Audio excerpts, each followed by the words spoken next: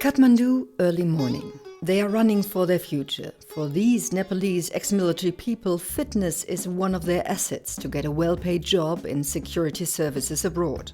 They're working for FSI Worldwide, a company that champions ethical manpower provision. With offices in many countries across the globe, FSI is making a difference to job seekers in the developing world across a range of industries. Here in Nepal, the manpower company is represented with 4 permanent offices. To FSI CEO Tristan Foster, ethical manpower provision begins with special care for employees. That candidates are not charged a penny for their employment, are looked after throughout their employment, and that their families back home while they're working overseas are looked after as well. Tristan and his team are trying to change the cycle of abuse of Nepalese working abroad, a challenge in many ways given the prevalent practice in the country. Sadly, the practice of just sending bodies overseas with false paperwork is prevalent across the manpower industry. So for us, it's critical that we put them through skills testing so that we, whatever certificates they have, we can physically see that they have the skills our clients need.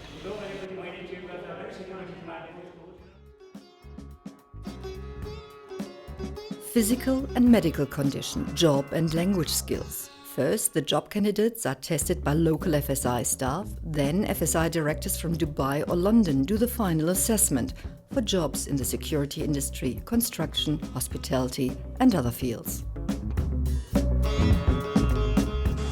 The interviews are a critical part of the process. We really must get the right guys on the ground. Naturally, clients abroad want good quality staff. By identifying the skills of their employees and ensuring a fair treatment in the recruitment process by FSI, the clients abroad are provided with highly motivated and more productive workers.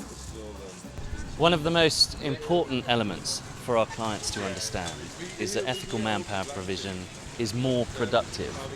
As a rule, job applicants in Nepal are charged fees of up to $5,000 up front by other recruitment agencies before even leaving the country, a debt bond they can hardly repay. FSI makes sure that does not happen to any of their employees. Their morale is far higher than somebody who's in a bonded labour situation. They've had their jobs for free, that first salary is going into the bank account of their families back home, and their dream of being able to go overseas and lift their family from relative poverty is coming true, as opposed to being dashed as it is in so many other people's cases. FSI also helps every one of their contracted workers to safely repatriate funds to their families back in the home villages. No wonder that the company has the best reputation within the Nepalese Gurkha community, soldiers and officers alike. This ex-Indian Army officer has changed his home from a shed to a house with the money he earned through FSI. His friend, Jan Bahadur Grung, not only built this house, but also finances his sons' and daughters' studies abroad. FSI also invests in the communities where the majority of the Nepalese employees come from. Here, in one of the hill villages, a new school building could be built thanks to FSI donations. Yet, to set out as an ethical manpower provider and to stick to it over the years is not easy in an environment where exploitation of the labor force is the rule rather than the exception.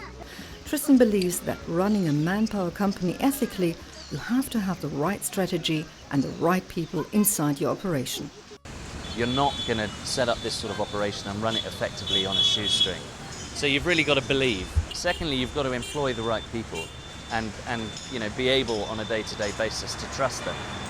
Even with that trust, and most of the guys who are involved in our operation I've worked with for 20, 30 years, but you've got to pay them well, because there's a huge temptation for them to default to everyone else if they're being paid low wages. So all of our guys are on significantly more in terms of salaries than somebody in an equivalent company would be.